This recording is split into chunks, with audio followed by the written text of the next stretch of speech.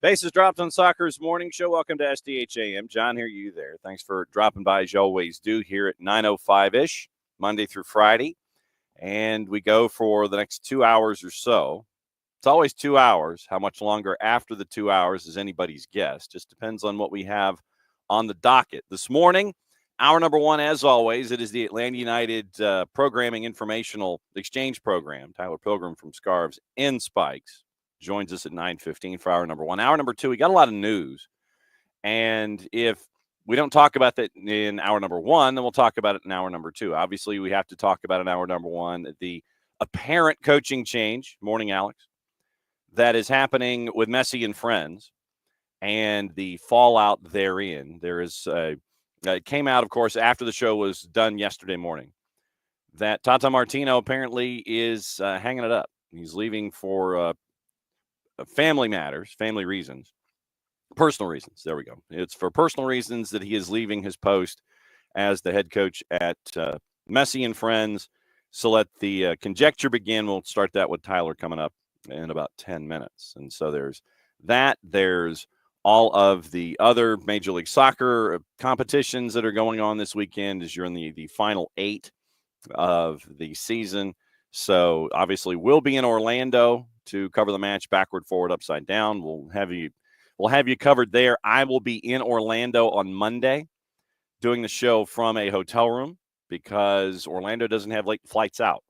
So I'll be down in Orlando for Monday's show, but obviously we'll be down there covering that one for Atlanta United and the Purple Team. We'll catch you that one for Sunday afternoon, get you ready for everything else that's going on next Monday. So we've got all of the MLS news and all the other news, and Pep Guardiola looks like he's staying another year.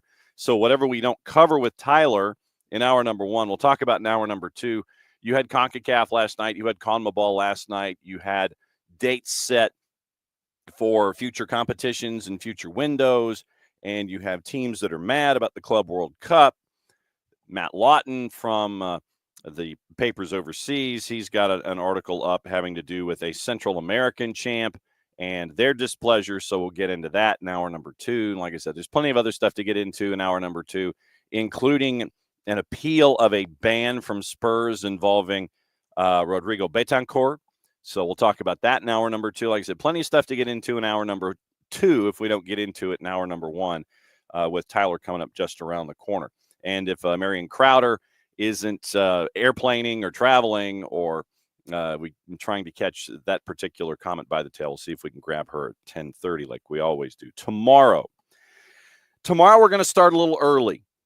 And I mean just a handful of minutes because we're going to catch up with our friends in San Marino. Luca Pelliccioni is going to join us right off the top of the show. No dilly, no dally zone. We've got him for like 10 minutes.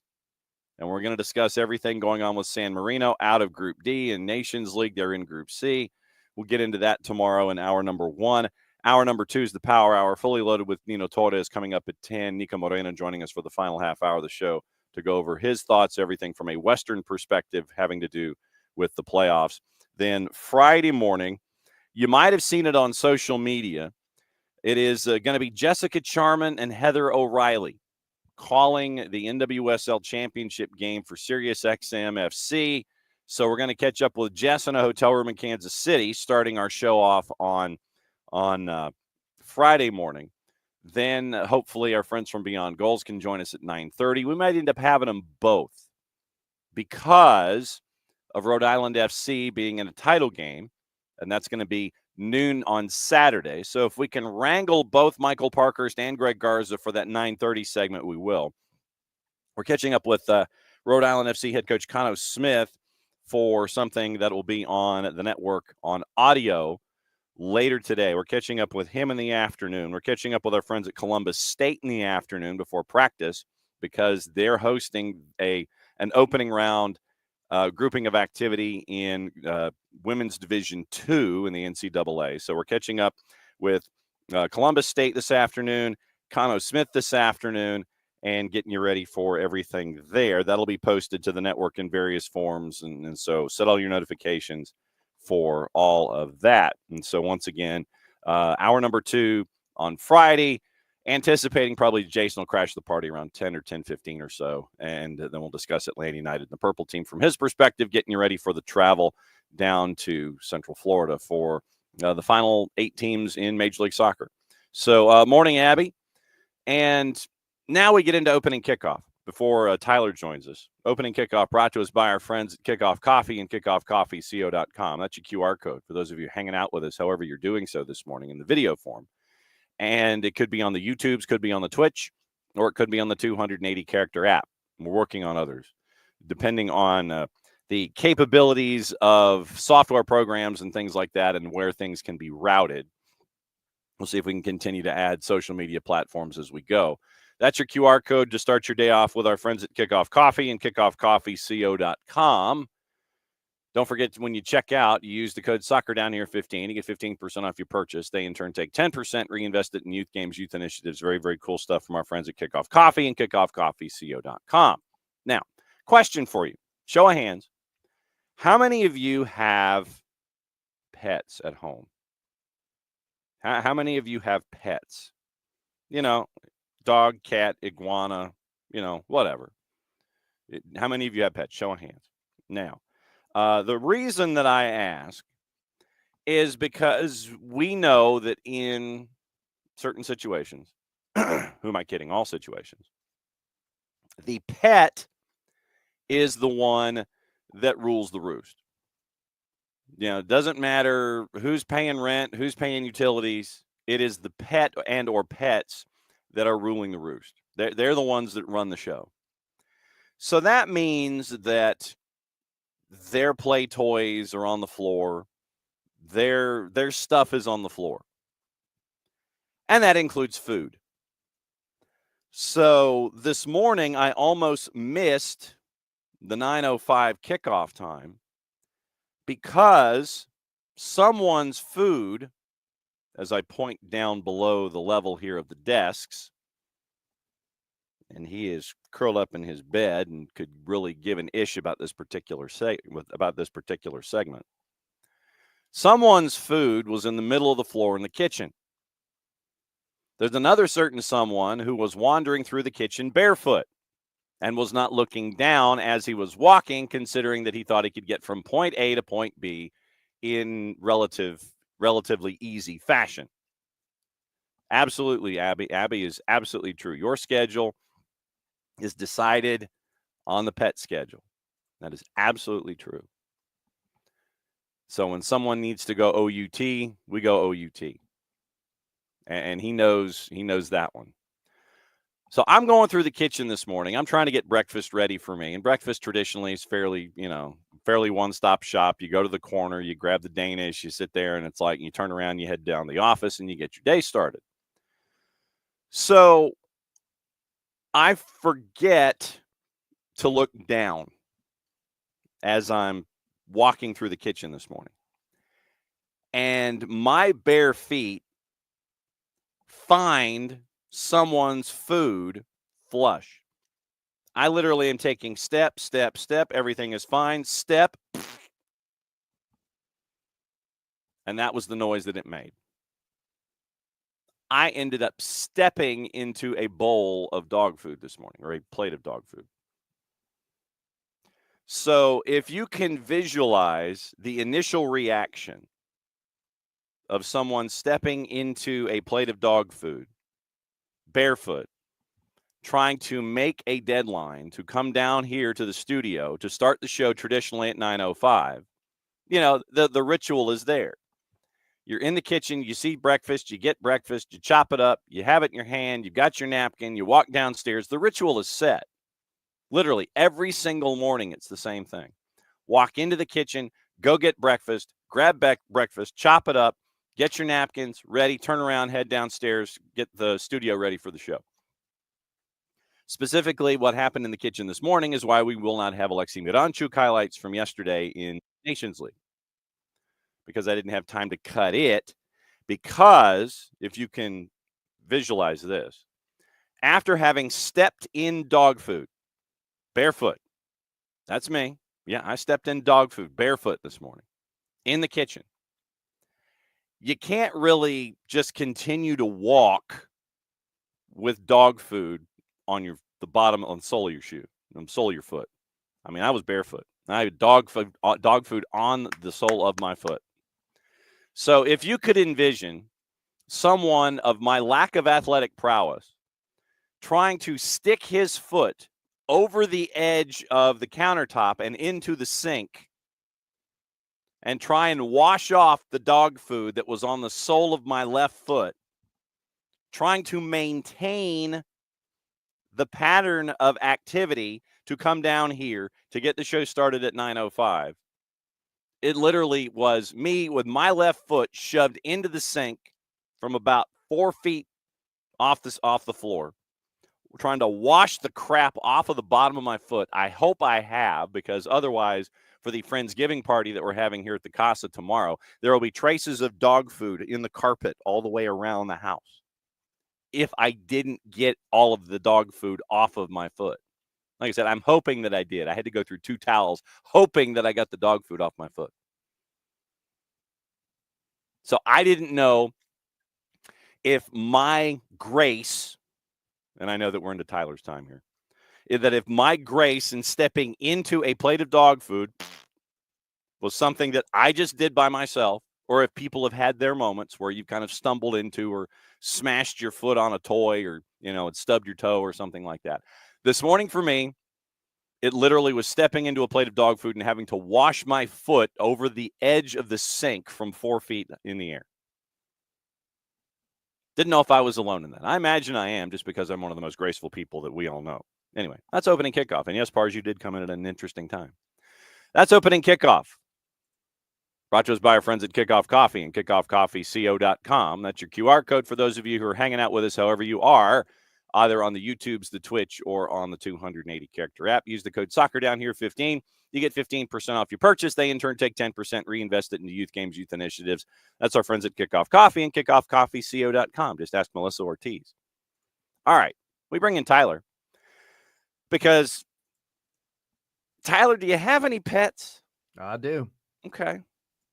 So have you, sir, had moments where well, we know that the pet schedule is the house schedule. It's the adults in the room are like third. It is pets, youngins, and adults. Yep. Like, not necessarily in that order. We know that the adults are third, but pets and youngins are the 1 and the 2. That's the easy part in all of this. Yes. Our dog, she has an IQ of her own. Oh, yeah. Put it that way. Absolutely. And but yeah, no, she does some things sometimes, and then it makes me wonder, like, just about life. Like, why are we doing things that we're doing? At least it wasn't the other thing that comes out the other end of the dog that you stepped in. True, but that would have been way worse. Yeah, it would have. Thankfully, somebody has gotten to the point to where when he needs to go outside, he will yell. It's like, bruh, I got to go, and I ain't waiting. But at least he gives you the notice. He doesn't just surprise you with something, and you sit there and go, where is that coming from? And then you track it down to some remote corner of the den, and you go, man, no. The rowdy man, he's more than happy to sit there and tell you it's time for him to go, because he'll sit there and he'll stomp in place, and he'll sit there and start yelling at you. Yeah, he doesn't do untimely deposits. He just yells at you until it's time to go. Yeah, our cowgirl, she's good. She'll kind of like flump around a little bit, and then she'll start getting real excited, and then she'll sit down and try to shake your hand. Okay. Like this is a business decision. Like whatever else I could do, let's just shake on it. Let me outside, please. Yeah. But like she doesn't go indoors unless something is really wrong with her stomach and she's had a bad day. Yeah, I could definitely see the business decision. It's like, bruh, let me out now. Everything will be cool later. I'm just going to go back and take a nap. Yeah. The hard part with us is like having little kids, and we have her dog food bowl and everything like out, like way away from everything. It's in the laundry room. Oh, okay. But kids are curious. Yes. And the worst thing is them going in there and they'll just stick their hand in the water bowl or grab the food, and all of a sudden there's like a breadcrumb trail of dog food, halfway through the house. Oh, I could definitely see the youngins in the Pilgrim, the Casa de Pilgrim sitting there going, "Hey, Something to play with. this looks great. I think I'll play with it." Yeah, this looks exciting and new, even though it's not. Yeah, so it's just as long as they're not winging it up against the wall or anything like Yeah, that. thankfully they don't do that. That would suck. Pars has 7 indoor animals, 3 dogs and 4 cats. How do you ride herd on all of that, Ooh. Pars? That's a strong one there. That is a handful. I mean, we had as many as 10 cats in the house growing up, but then in DeKalb County growing up, you can only have a maximum of 2. And then you just hope to Really? yeah, DeKalb County when I was growing up back in the late 1790s, James Oglethorpe and I, we knew each other on a first name basis. Yeah, you could only have a certain number of cats in the house, and we would when a cat would have a litter, obviously you're going to supersede that number, and so you're just hoping that folks around the neighborhood didn't hate you and call animal control when you had the run of kittens and everything that were running around the neighborhood. So, yeah, they had a 2-cat limit, but yeah, that was where we were. We were a cat family growing up and made sure that we had as many cats around the house as humanly possible. So, Pars, I can empathize with your empathy. So that's opening kickoff having to do with animals and kids and people and houses where the adults are always last in the order. That's right. But yeah, no, this morning I couldn't resist, when you step flush into a plate of dog food, then it's like, well, that's it for the dog food because you can't give the rest of it to the dog. The dog's like, you're not going to eat this. You know where this has been? You're like, right. Yeah, I do know where this has been, sir. I know exactly where this has been. The same place you've been stepping. Correct. Absolutely true.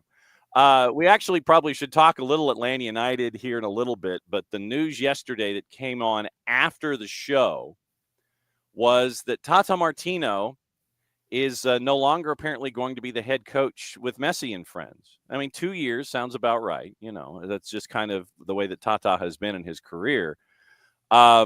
Shocked, surprised, not shocked. Your initial reaction when it was announced that Tata is apparently leaving. They're having a big to-do apparently at the Erector Set Friday morning.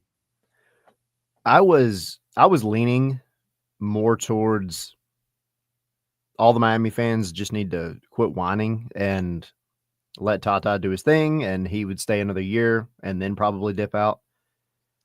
But it doesn't completely throw me that he's leaving. I mean, like you said, Tata, he's been very short term in a lot of places that he's been. So it doesn't surprise me. And then when you go back to when he was in Atlanta, there was like the conversation about like, does his wife actually enjoy living, whether it was in Atlanta or in the United States, whatever. And then him going to Miami for a coach, it's kind of hard for you to turn down that opportunity again, especially. Mm-hmm. Yeah. So maybe it was always in his mind going to be, I'm going to get the team as far as I think I can get them. And then I'm going to do something else. I don't know. So it doesn't just throw me for a loop, but I did expect him to be here next year. And then what happened.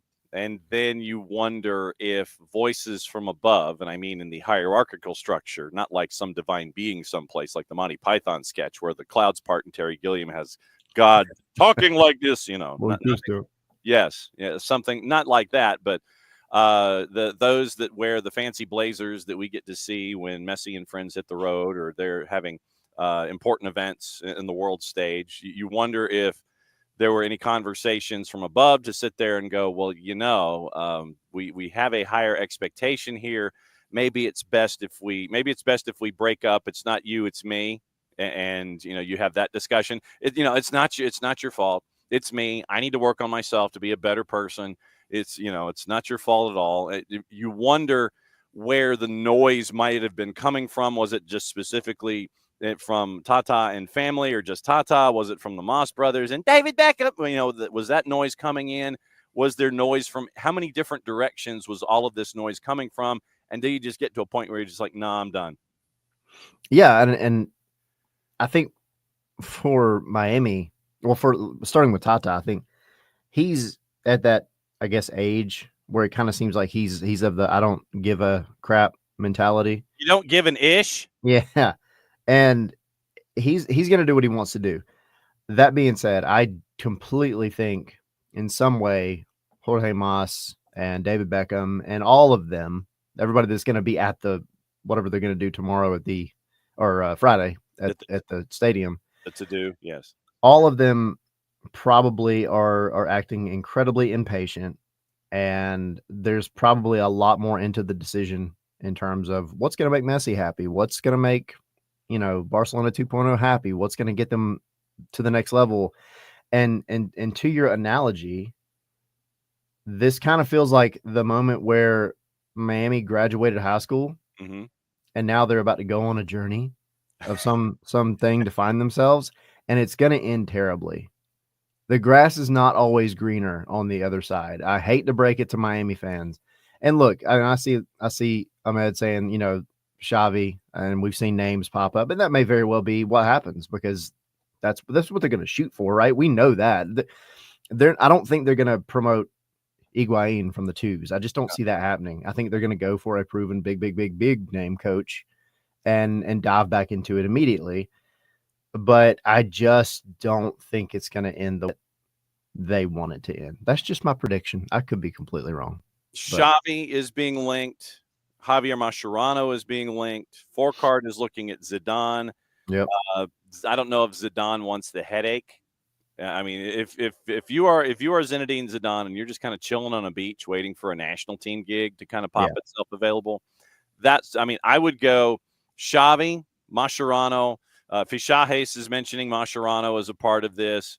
Xavi kept a low profile, linked to Manchester United after Ten Hag's dismissal. So you're looking at those big blanking names that would be attached. 90 Minutes is saying Xavi linked with shock Lionel Messi reunion at Inter Miami. Would it be a shock, really? No, not even a little bit, but whatever. It's like it's a shock reunion. No, because when you end up with an opening, and this is the other thing that I've noticed, where everyone is sitting there and saying that I saw this, I literally stared at the screen that I was getting this information from, where some folks in published reports were sitting there and saying that you need someone who's going to sit there and take control of that dressing room. Okay. And I'm like, okay, you have that thought pattern, sir. Somebody's already there that has control of the dressing room. That's not the problem. No. Maybe it is the problem. I don't know, but you're not going to get anybody that's going to come in and command the respect. I'm in charge of this locker room, sir. Yeah. What are you going to do? Put them on the bench? Yeah. And it's like, oh, I'm not going to start the Gulfstream Galacticos. That is not going to happen. Right.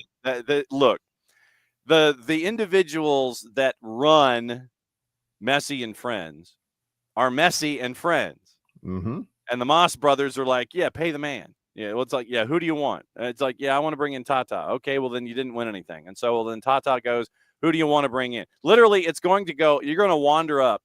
You're going to wander up to the Fantastic Four, and you're going to go, okay, who do you want? And the Moss brothers and David Beckham are going to cut the check. It literally, it's like, okay, who do you want? Do you want Xavi? Do you want Mascherano?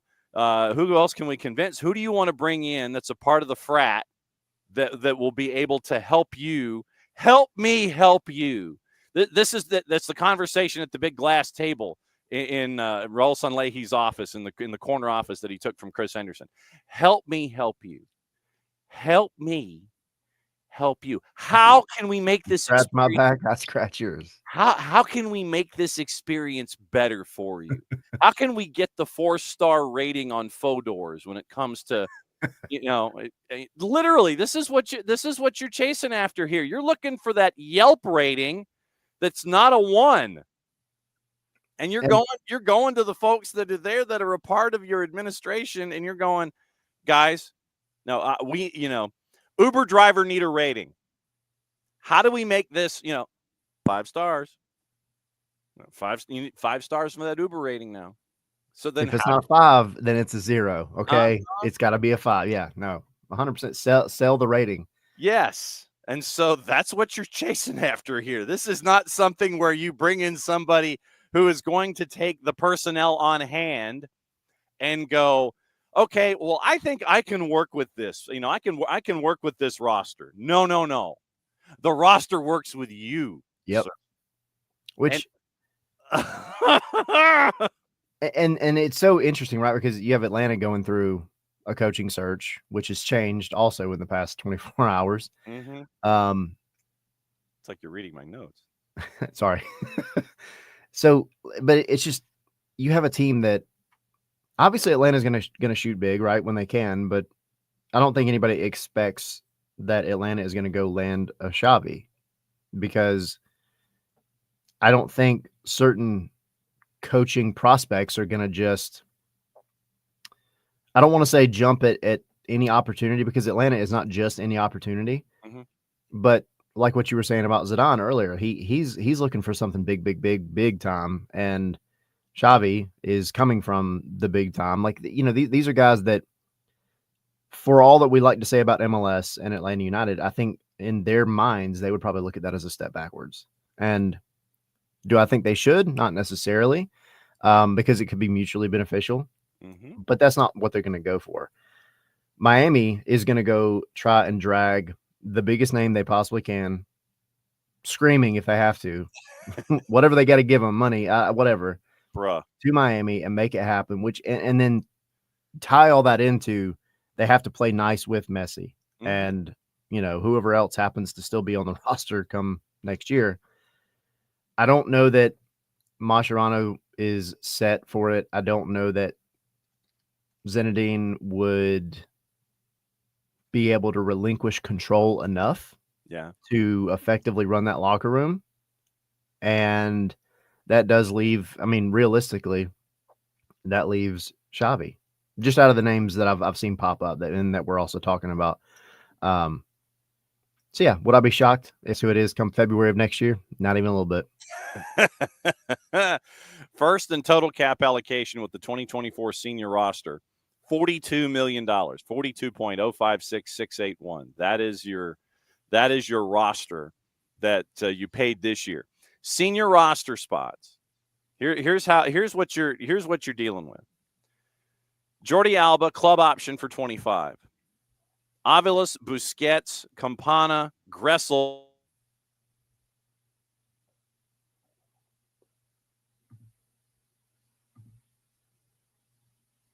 I don't know if that was me or you, buddy. You might still be talking. I hope it was you and not me. I'm going to try to carry this on as if it was you and not me.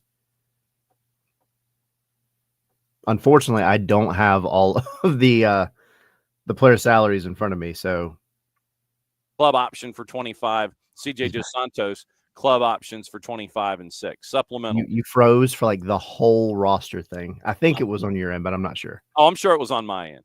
I'm sure it was. I'm sure it was on my end. So the whole roster thing. So you have. All right. Let me run through it quick. I'll run through it quick one more time.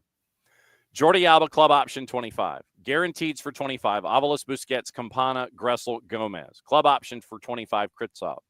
Messi guaranteed for 25. Negri and Neville, club options 25. Guaranteed for 25 as a U22, Redondo. Emerson Rodriguez on loan till June as a U22. Club options for 25. Rojas, Sailor, Chelaway Gant, CJ Dos Santos, Robert Taylor guaranteed. Supplementals. Leo Afonso, club option. Yannick Bright, club option. Ian Frey, club option. Cole Jensen, club option. Lawson Sunderland, club option. Guaranteed. Allen, Calendar, Kromoski, David Ruiz. Non-actives. Boatwright, Farias, Tyler Hall, David Martinez, Santi Morales, all guaranteed. Valencia has a club option. Your DPs, Busquets, Campana, and Messi for 25. Your U22s, Aviles, Farias, Gomez, Redondo, and Emerson Rodriguez. So that's what you're staring at heading into 25. That's a lot of potential turnover. Like eventually, I mean, and it's not staggered enough to where, I mean, like 2025 could still work out, right? I mean, they're still going to have to make a lot of changes. But once you get past that, like 2026, Inter Miami could literally drop back into the dark ages. So let's check at 26, as you mentioned, the dark ages. Jordi Alba, you'd have to come up with a new deal. Guaranteed, and same for Sergi Busquets. Sergi Busquets is guaranteed 25, and that's it. So there's 2 or 4 right there. Guaranteeds, Aviles, Campana, Gressel, Gomez. Kristoff, once again, we mentioned. So Messi's guaranteed for 25, nothing for 26. My guess is that he signs a deal for 26. They kick him off in the new stadium at Mel Reese. He waves his hand, and then you have the special presentation by the head of FIFA, and goes, "Today we all feel Messi." We all feel Miami. We all feel Miami. Negri out of contract. Redondo is guaranteed. Club options for Rojas, Emerson, Harvey Neville. Guaranteed Robert Taylor in 26. Cello Weigand is without contract in 26. Supplementals all have club options. So 26, you've got a club option for Calendar, Yannick Bright, Noah Allen. Lawson Sunderland. The non-actives are all guaranteed for 26s. So, yeah, 26 could be, as we say, very interesting. Thank you, sir. Yes. Yes, indeed. And that's kind of what everybody's kind of predicted, because it always kind of felt like this version of Inter Miami was going to come in hotter than anything, and then it was going to have to fizzle out, because you can only give these guys contracts for so long. What? I know, right? Like it's some mind-blowing thing. At some point, these guys will retire, whether they want to or not. And I'm just not convinced that Messi's going to stay to 2026. I mean, I think it would make the most sense, because at that point, for him to uproot his family again and go somewhere else, yeah, I just don't see that happening. But I mean, he could do anything he wants to. Like, it is what it is. So I just, unless it's one more year to get him through the World Cup, if he's trying to do one more World Cup, that would be my biggest kind of question mark. But ultimately, like, these guys are going to be gone, and they're going to have to go back to building a regular team. I mean, they're always going to go after the big stars. No. They got to drop back to earth at some point. No. You've already invested this far, and as much as it is one more year, 1 year more, you're looking at Griezmann, you're looking at Neymar. No. You're probably right, but no. You're looking at all of those big, Lewandowski. If he's not going to LA to be a part of the prettiest men in Major League Soccer calendar that LAFC is piecing together, you're looking the Moss brothers and David Beckham. They're going for those big salaries that they can sit there and do the NIL deals with, like they've done with Messi. How else do you look? You've gone into the deep end of the pool. You've taken your floaty and you're like, yeah, I'm diving in, and it's there. And that to me, I think, is the approach that they're taking. It's very MLS 1.0-ish, but to fill seats in a new stadium involving a world competition, and I couldn't say the phrase because I didn't want us to get in trouble with Gianni Infantino. Yeah. You've got a new stadium, a world competition coming to this particular hemisphere. You've got to keep going down this road, can't you? I mean, you don't have any choice. You have chosen this path. This has got to be your way, I would think. I mean, they're going to try. I just wonder at some point, though, what if somebody does tell them no? Like, what if Lewandowski's like, I actually don't like Miami. I'm going to LA. I like to be cold, or I'm going to LA. Yeah. Like, what if he decides to go to New York? Once they get their stadium, like that's going to be a big game changer. And I'm not saying that New York City FC is going to go out and suddenly turn into Man City and start buying everything. Well, but considering the City Football Group is probably going to be funneling folks, do not be surprised if Pep Guardiola is not a coach at NYC at some point. Oh, for sure. And it would be wild, but the fact that they're going to have their own stadium around the same time, that's, I think, the biggest blocker.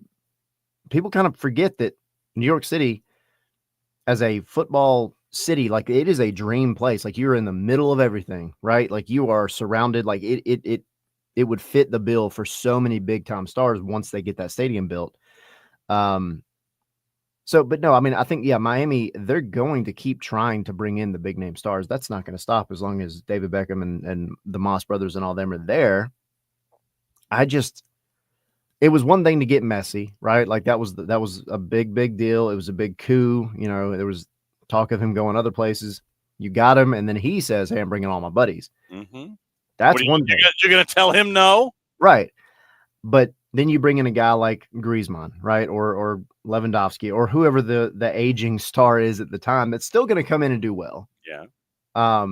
Are they going to have as much influence not only on the front office, but also of like other players to come in and make this a well-rounded team? Because we saw what happened when Messi first got here. He made the team better, but the team wasn't a full-on title contender. Mm-hmm. And as much as we love to talk about Messi, he's one player, right? He's not 11 players. And Atlanta happened to expose what happens when you don't have a well-rounded team. Mm-hmm. So you front load your offense, you have no defense, you can take advantage of it. And when you're injured, you can take advantage of it that much more. Yeah. Now, if they could bring in, maybe two big time stars, ones that are going to be playing the majority of minutes, they're going to be making a difference in those minutes, which is what these big name stars do. But then be a little wiser with the way you surround those players with, defensive capabilities and a midfield and all that. I think then you could be having a serious conversation about a kind of an MLS 1.0 concept that could still work. But then you're kind of dumping on the rest of the league that's maybe doing what Atlanta's trying to do and build just a more well-rounded roster that just plays better football. And we saw that worked. Yes. And now that you mentioned names, since we're in the coaching carousel here this morning, one of the names was officially taken off the board. Genoa gets Patrick Vieira. We mentioned that yesterday. This actually happened during the show, or we could actually mention it, where the links to Genoa were being put out that Vieira is going to be the new head coach, that the original coach, the coach that was there, had been relieved of duties. Vieira was coming in. And so now Vieira is off the board when it comes to the signing of the permanent head coach from whatever direction Atlanta United chooses to go here. So Patrick Vieira not on the board anymore. He's staying in Europe, and he gets to handle Mario Balotelli for the second time in his career. Yeah, he's gonna have fun. Have at it, buddy. Yay! If he was the front runner, like certain outlets have said, mm-hmm. I mean, either A, Atlanta didn't sell him super well, which I kind of find that hard to believe, or B, one of his legs was already out the door. It kind of feels like maybe he just wasn't fully sold on the idea. I don't know, but I admittedly had some doubts about Patrick Vieira, not because I think he's a bad coach, because I just don't think he was quite of the caliber yet. I just feel like there's a lot of asterisks next to his name in terms of things that he's won. Did he dig the idea of coming back to the U.S.? Did he want to hold out for a European gig, and then when someone knocked on his door, it's like, hey, do you want to stay in Europe? Vieira took it.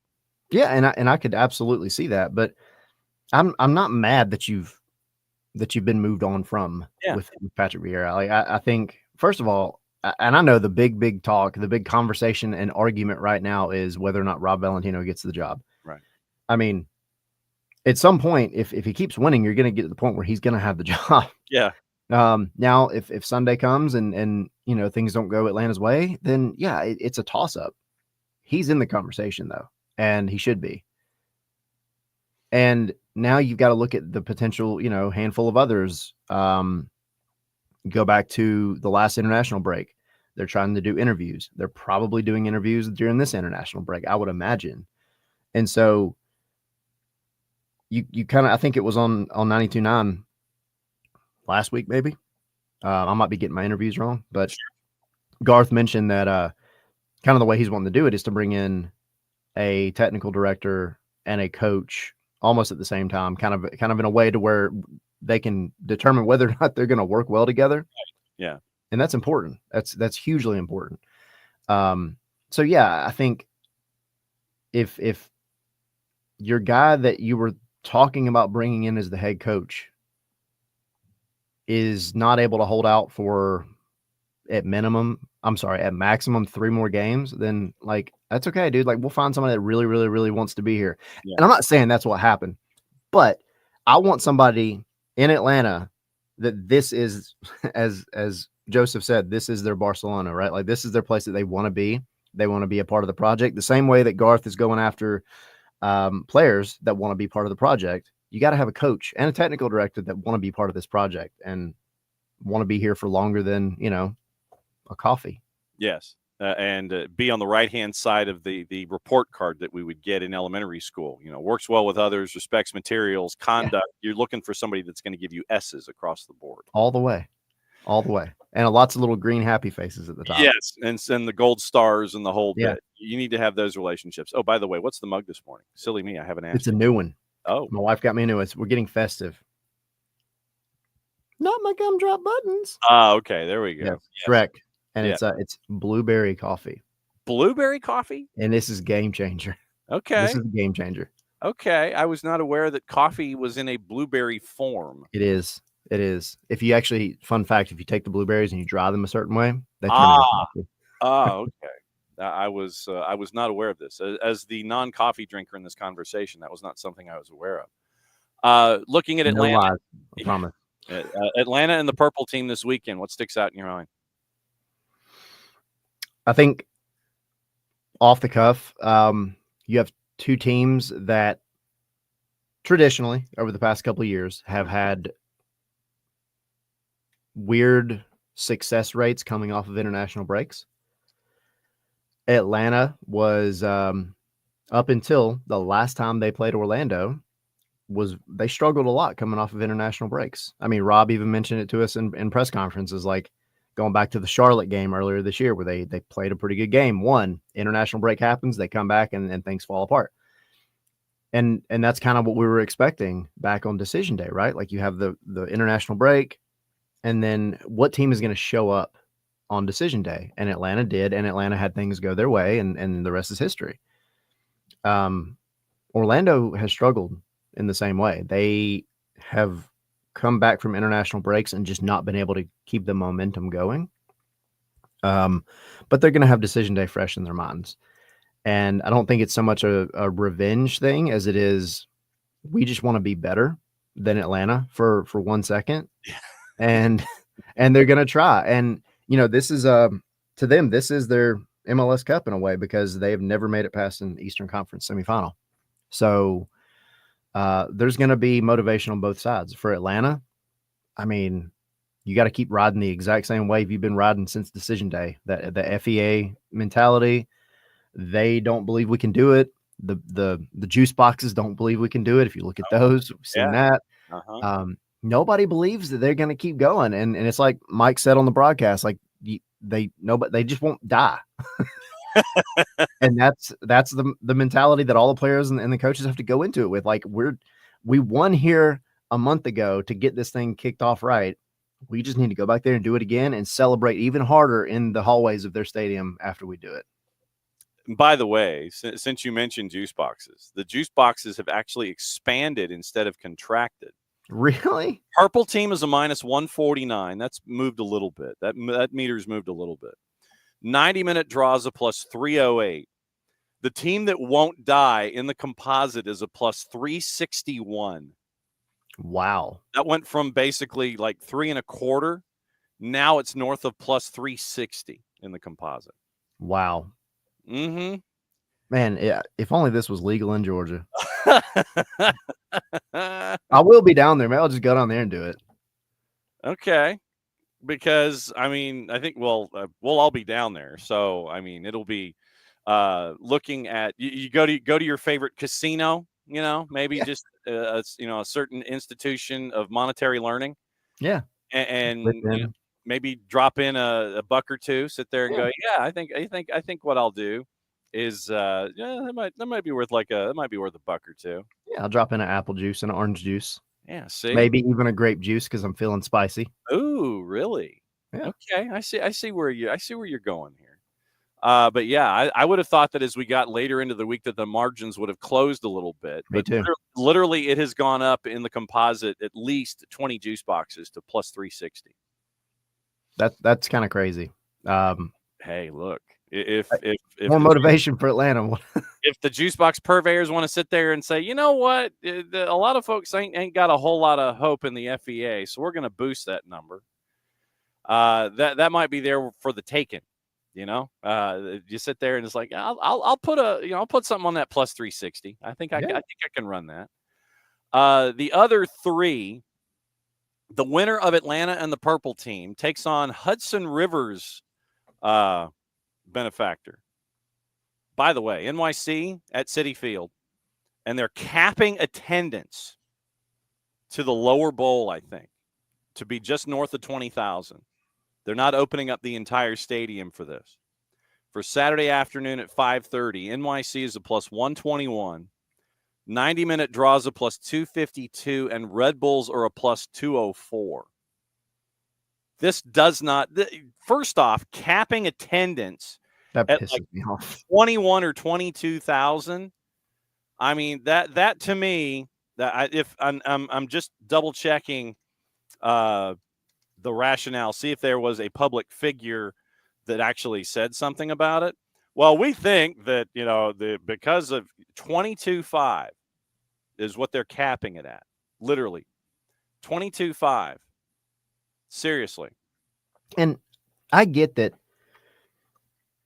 I get that you have to do what's feasible logistically and all that. People have trouble taking this league seriously from the outside looking in. People have trouble taking New York City Football Club seriously, even though they're backed by, tons and tons of money because they don't have a stadium. But and I know there's reasons, but to cap your attendance for a playoff game on a Saturday at 5:30, that makes it sound like you don't believe in your own product. I mean, how can you expect people to take you seriously when you're having a final for both teams essentially, and you're cutting it off and not allowing folks and fans to come in? I mean, would they sell 22.5? I don't know. I mean, I imagine you're in New York. Like, I mean, you could find people that are walking by and advertise it and get, walk-ins with no problem. That blows my mind. I disagree with it. I think it's ridiculous. And screw the whole, we're trying to make the lower bowl look full. Let people come in, support the game. Like, we see big time games in Europe where, they're not sold out. Like, we see empty seats. We're not dumb. Like, let the people come in, make it as big as possible. I don't know. It's a stupid business decision. Okay. So I didn't think I was going to get that mad about it, but I am. But I mean, it's a personal affront to the league that you pay attention to. So Queens News Service, meaning the borough that's attached to this particular story. They have an article up announcing 22.5 is the cap, stating that only the 100 and 300 sections of the 41,800 seater will be open for Saturday's semifinal. In a press release announcing the limited capacity, NYCFC stated that attendance would be limited to 22.5 due to, quote, previous stadium commitments during this period, end quote, leading some people to speculate that capacity has been limited due to the planned Tianyu Winter Lights Festival. The festival is scheduled to begin operating outside Citi Field on November 29 and is currently set up in the stadium's parking lot. However, I could use that drop, but I'm reading the story. However, an NYCFC official confirmed attendance for the Hudson River Derby has been capped because the stadium is in the process of winterization for the baseball offseason. Spokesperson added, no external factors are responsible for Saturday's reduced capacity. Quote, Citi Field is in the process of closing for the winterization, and therefore parts of the stadium are now closed off for that. The club worked with the Mets, who generously agreed to pause the closure and accommodate us for this game, end quote. 30,731 had NYCFC beating Red Bulls at Citi Field in regular season. Hudson River Derby in May, second biggest home crowd NYCFC has drawn this season after the Messi and Friends match. And then Dillon Butler Estates is supposed to open for the 27 season. Yankee Stadium unavailable because of Notre Dame and Army. That's going to be a fun one. Notre Dame and Army at Yankee Stadium. Yeah. By the way, get-in price, $100. Get-in price for Notre Dame and Army at Yankee Stadium is $100 right now. Wow. So, so winterization, I'm guessing they probably shut off some of the pipes to certain sections in the upper tank, and they're just kind of like, well, we don't, folks aren't going to be up there. We don't have to worry about it. NYCFC keeps winning. Well, on the other, no, we already shut the pipes down. We already turned the water off. Already turned the water off. in the 400. You know, we can't turn the water back on and fire up the concession stands in the 400 section. So it's 100s and the 300s, and a capacity capped at 22.5. Western Conference. You could have yet another El Trafico by the time we're done. LAFC in Seattle. LAFC is a slight favorite on the minus side at a minus 111 for the late game on Saturday night. Seattle, by the way, a plus 282. We'll see if the numbers close by the time Nico joins us tomorrow. LAG and Minnesota United. LAG is a minus 147. So they're a slightly better favorite than the purple team. Just a little bit. Draw is a plus 313. The Loons, by the way, we said Atlanta United was a plus 361 in the juice boxes. The Loons at LAG are a plus 345. See, it's all the motivation is there. It's being handed to Rob Valentino. Mm-hmm. Like you just got to turn on the internet and look, and it's all there. The fact that y'all think, and I'm not saying that like Atlanta is going to walk over Orlando, and I'm not saying they're going to beat them. I mean, I hope they do. I think they will, but the fact that you think the Loons have a better chance of beating LA Galaxy than Atlanta does Orlando, that's I struggle hard with that one. That's ridiculous. Reason enough for you to sit there and throw down some juice boxes on the Atlanta United match this weekend. Yeah, I might become an addict this weekend. I'll have to call a hotline by the time this is over with. Oh my God. I looked at that. According to Doug Robertson of the AJC, Bart Sleesh has returned to Atlanta United from playing with his national team. So Bart is back, and Alexei Miranchuk had a goal and an assist yesterday. I imagine that he will be back tomorrow, and he'll head straight to the training table and the massages and getting LD. I mean, when you're flying back from Nations League duty, and I mean, it's definitely not going to be one of those, direct flights where, it's not like Wheels Up or anything. Wheels Up, Arthur Blank sends Wheels Up to catch Alexei Miranchuk and Bart Sleesh and brings them all back, I mean, I imagine that your first acclimation, other than figuring out what your bed feels like, is getting the muscles back in tune for just in time for you to hit the training pitch, get on a plane, and go to Orlando, right? Lots of warm showers and baths and massages. Yeah, I mean, admittedly, they're not going to have much time for. I mean, thankfully, it's a Sunday game. Yes. They're not going to have much time for training ground stuff. It's going to be a lot of video review, massages, smaller, kind of lighter training sessions. I think all the hardcore stuff, they would have got that out of the way shortly after the Miami match. Of course, a lot of guys left very shortly after too, but everybody else that's been here, they have to convey the messages over to the guys that haven't been here. Mm-hmm. The Daxes and the Derek Williams and all those guys, like whatever's been being preached at the training ground by Rob Valentino, they've got to go and spread the gospel to their cohorts that are coming back. So yeah, it's going to be that kind of quick turnaround, but thankfully not as quick as if it was a normal Saturday game. I've still got to figure out. I've got to ask Rob one of these days where he pulled Teddy Roosevelt from. Yeah, I've got to ask where the man in the arena stuck with him. I've got to ask him that.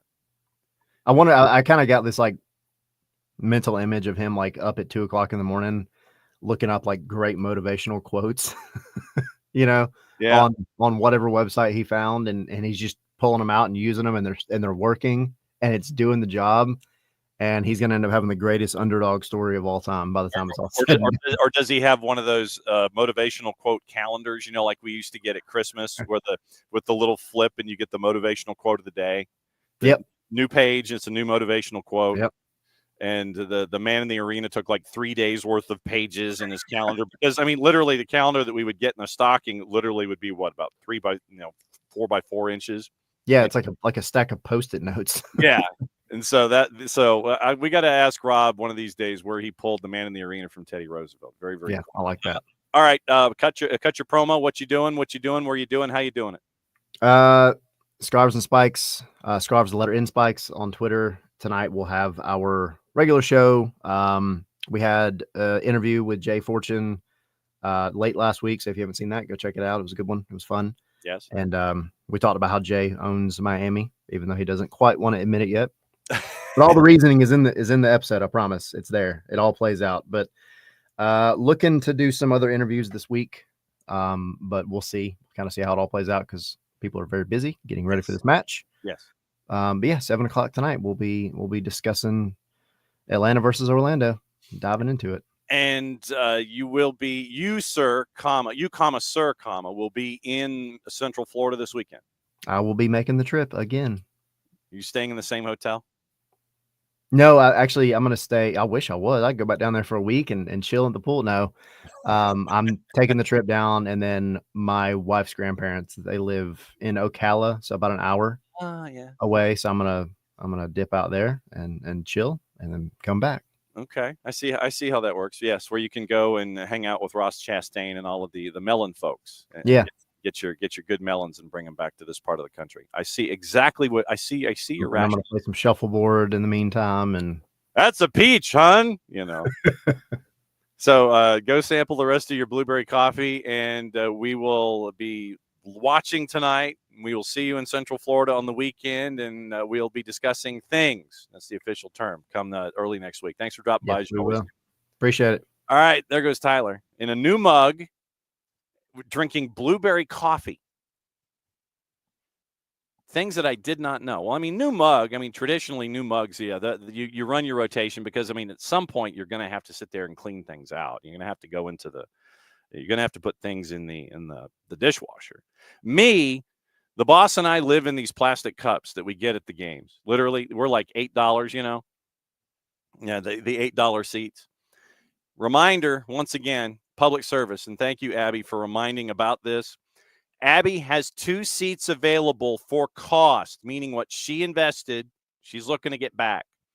So if you are looking to get to that particular match in Middle Florida on Sunday afternoon, where all of us will be as Atlanta United takes on the Purple Team, Abby has section 107, 6th row. 107, row F, 2 seats available at cost. So pair up with Abby and find a way to make your way down to Central Florida, people. So, and Abby got better seats. She's in section, Abby got better seats. Section 3, row A. So you're like right down there. So it's like letters on the lower level and numbers on the top level. Is that how this works at Enter & Co? So it's like numbers down low, letters down, or single numbers down low, and then hundreds up top. Is that how this plays? Because this will be my first time at Enter & Co in its various and sundry forms and fashions. So this will be my first visit to Central Florida to see Atlanta United take on the Purple Team in their venue. Yes, Sean Vergara. Bring private security with you when we win. The hate is real. Okay, so single digits are behind the goal. Row A, man, section 3, row A. So behind the goal. And so Abby's got section 107. So upper tank, 6th row. So that's Abby's got, once again, 2 at cost, section 107. Abby got better seats. So that is, so I will keep this up until further notice. So folks that are buzzing past Abby have a better chance of connecting with you and figuring out how they can work at what's going on. All right. So it's the beginning of hour number 2. And as always, thanks for dropping by, as you always do. Morning, Abel, and morning, Alex, morning, Abby, brought to us by the letter A early on. Morning, Sharif. Let's see. Morning, Pars. Morning, Joseph. Yes, all living together. Absolutely. It is madness. Pars is 7 indoor animals, 3 dogs and 4 cats. Let's see. Morning 4 card. And yes, Messi is running that show. So Barca South. Morning, Tom. Morning, Sean. Morning, Rich. And let's see. That's Abby and Yankee Stadium. And I think we're caught up. So, but Abby reminds us, if you're in a supporters group, look for an intake form. Fill it out when you get it if you're going for security purposes. That's where we are involving Atlanta United and the Purple Team. Get the intake form from your supporters group. So work that way so you can be there as safely as possible. Get in and make sure that you get back out in one piece. According to Doug, Saba and Luisa Brahm not yet back from international duty, or according to Doug, or they have but haven't rejoined Atlanta United. Georgia and Peru played Tuesday, so my guess is that both of them are flying back. Saba, I'm guessing, much like Alexei Miranchuk, didn't quite get a wheels up request or a flight aware request, or not flight aware, FlightWorks. So FlightWorks, wheels up. I don't think they quite made their way to Russia or Georgia, wherever those two clubs were playing.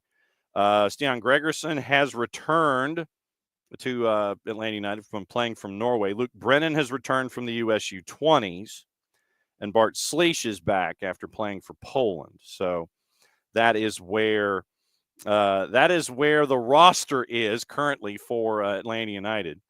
Remember yesterday on 92.9 The Game, you can go to 929thegame.com. They were at the Children's Healthcare of Atlanta training ground yesterday. Had a lot of different interviews with Atlanta United. You had Rob Valentino with Jason.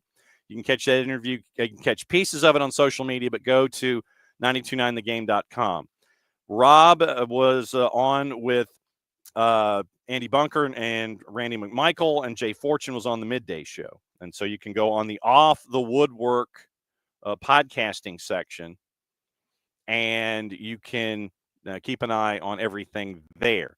Once again, we have our training ground dispatches that happen every day with Maddie and Jason. You can follow along on our social media, and you can take a peek and look at what's going on there with the day once it's over. Maddie and Jason will give you the recaps from the training ground all week long now that everybody is kind of trickling their way back in.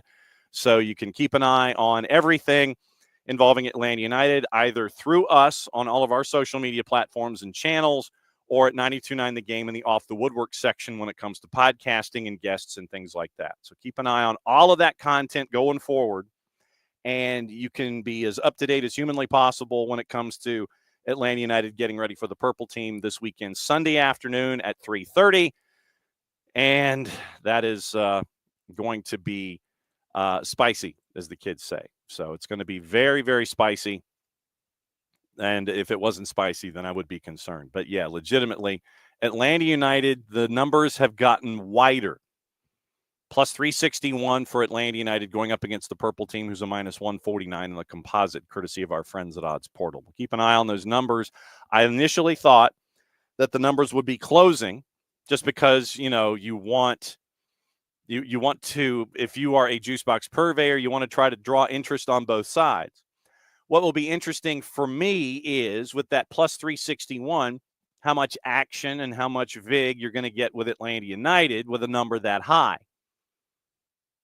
How many folks are just going to sit there with your cran grape that's kind of sitting in the back, or your double melon berry that's sitting in the back corner of the fridge, and you're like, do I really want this? No. And you take that double melon berry and you sit there and you put it on Atlanta United. Plus 361. We'll keep an eye on that on a daily basis. But right now, midweek, that is the biggest underdog on the board. Atlanta United at a plus 361. Minnesota United, and these are to win outright. Minnesota United a plus 345. Seattle a plus 282. Red Bulls a plus 204. Those are your underdog numbers heading in. Obviously, the home team is right now the favorite in each one of these matchups. Understandably so when you look at it at face value. You don't want to do any digging. But Atlanta United, the biggest dog on the board at a plus 361 right now. Keep an eye on that as we go forward. The draw number 4 card for Atlanta United, 90-minute draws right now a plus 307. And that's changed even when we were talking about it with Tyler. Purple Team minus 149. 90-minute draws a plus 307. Atlanta United to win outright a plus 361. So you can, if you so choose, take your double melonberry juice box and put some on Atlanta United. Grab another 6-pack of maybe an apple that's got an expiration date that's questionable, and put that maybe on the plus 307. So that's what you're staring at when it comes to the numbers currently. Like I said, we'll continue to monitor it, and we'll see if the numbers continue to spread apart, or as we get later in the week, do they do what I think they're going to do and get closer together? Because I want to see what kind of action Atlanta United gets from the juice boxes here going forward. Yes. Extra time and PK is likely. Don't know. I mean, Atlanta United took care of business in regulation. Didn't have to worry about it. They hung on and they suffered with a lead last time out. So they've proven that it can be done down in Central Florida. So we'll see. But, yeah, I mean, if you sit there and you take some of your juice boxes, you put it on the plus 307, you take some more juice boxes, put it on the plus 301 or 361, then there's something there. So just make sure, once again, we always promote, make sure that you do safe juice box consumption. Juice boxes that you can afford to take out of the back of your fridge. Don't take away from your own meal enjoyment. Legitimately, once again, are they juice boxes? Ask yourself when you open the refrigerator door in the kitchen and you see your juice boxes that are there. Are they kind of toward the front or are they kind of lingering in the back? Take the ones that are lingering in the back that you don't know about the expiration date, that you forgot you had. Check the expiration date. Those are the ones that you want to sit there and make sure that they can go to a higher purpose. The ones that are in consumption toward the front, the ones that you really like, the ones that you just bought on the impulse buy when you went to the store the other day that are hanging out in the front of the fridge, keep those. The ones that are in the back of the fridge and you got to sit there and you go, when did I buy these? Those are the ones that you sit there and you put on the table when you're staring at the numbers for Atlanta United, whether it's the 90-minute draw or if it is the win outright. So there you go. Intake form, according to Abby, will go out later today after the travel communications meeting or travel committee meeting with Orlando later this afternoon. Forecard is starting to say, and you're probably not alone, Forecard, that Atlanta and the purple team is much like Georgia, Florida. Clean old-fashioned hate. That's what you're staring at with Georgia, Florida. This will not be in Central Florida, the world's second largest or third largest outdoor whatever party. This will be clean old-fashioned hate. It's all good. Morning, Jordan. Good to see you. Other news, we got to get into the finals from last night. And there's some other news involving the Club World Cup that we've got to get into. CONCACAF did some things. They named some dates and things like that. So there's plenty to get into here for the morning. So whatever else is on your mind, we're here for this morning. So CONCACAF yesterday, after what happened last night, and it was close. It was close for Mexico. Boy, was it close for Mexico. Down 2-0. They come storming back in the second half, and you ended up having fights at the Estadio Nemesio Diaz, the home of Toluca. They end up winning 4-0, and they win in the aggregate 4-2. Nations League Final Four in March in 2025, Canada versus Mexico, U.S. versus Panama. Semifinal winners advance to the final where the fourth champion of Nations League will be crowned. U.S. won the first three editions. Denver, Vegas, Dallas, semifinal. This is the release from CONCACAF, by the way. And I'm hoping that it got corrected. This is what happened like immediately once the matches were over last night and they could figure out the finals. The U.S. won the first three editions, period. And they mentioned the places and the dates. The semifinal losers will dispute the third place match. I'm hoping CONCACAF changed the wording of that press release. Literally, in the press release, CONCACAF said the semifinal losers will dispute the third place match. I know what they meant, but some folks might look at that and go, you might want to change the wording. Thursday, March the 20th, your semifinals, 7 o'clock Eastern Time, USA, Panama, 10:30, Canada and Mexico. And remember, this is at SoFi. So 6 o'clock on the 23rd, the losers, your third place match, followed by at 9:30, the winners. CONCACAF also confirmed the Gold Cup prelims, 7 home-and-home matchups in March. Gold Cup prelims, you end up with, in order, 1 through 14. Costa Rica, Jamaica, Honduras, Guatemala, Trinidad and Tobago, Martinique, Nicaragua, Guadeloupe, Suriname, Cuba, Guyana, Bermuda, St. Vincent and the Grenadines, and Belize. Obviously, one plays 14 and so on. So it's Costa Rica, Belize, Jamaica, St. Vincent and the Grenadines, Honduras, Bermuda, Guatemala, Guyana, Trinidad, Tobago, Cuba, Martinique, Suriname, Nicaragua, and Guadeloupe. After home and away play, the winner in each matchup qualifies for the group stage of the 25 Gold Cup. Prelim schedule will be announced at a later date. So that's what you are looking at when it comes to CONCACAF. Speaking of CONCACAF nations and teams and all of that, we mentioned yesterday, we've mentioned a lot about the Club World Cup. But it appears that one club that thinks they should be in the Club World Cup currently is not. And they're accusing FIFA of breaking their own rules. Matt Lawton, who, by the way, is a must-follow on whichever app you wish. Alawalense is accusing FIFA of breaking their own rules. Alawalense say they should be a part of the 32-team Club World Cup and get a share of the prize fund, which right now is at £500 million. Two Mexican clubs are under the same ownership. So here's Matt's story on it. Club Leon and Club de Football Pachuca are both owned by the Pachuca Group. They qualified by winning CONCACAF Champions Cup, the Hemispheric Extravaganza in 23 and 24.